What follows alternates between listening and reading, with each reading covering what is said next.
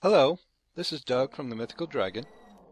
Good special effects consist of many layers of smaller effects layered together to get the desired result. This video will show you how to use the Exploding Sparks 01 effect used right here in the demo video. After setting up the basics of your scene, import the effect by either dragging and dropping it onto your scene or by double-clicking it.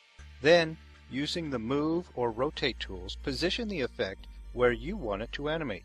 For me, it's easier to move things around with the Gizmo tool, which you can bring up by hitting Ctrl-Q on your keyboard. The blue crosshairs are only there to help you position the effect. In the Modify panel on the right side of your screen, click on the Affect All Materials checkbox, and then slide the opacity down to 0 to hide them.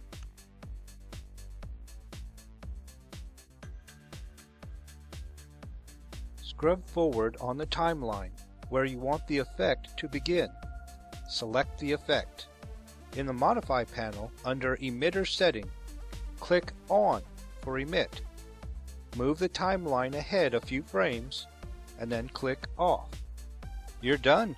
Reset the timeline and click Play to see your effect in action. To create that liquidy effect seen in the demo video, go to Stage, Effects, then select the NPR effect. I used a setting around 30.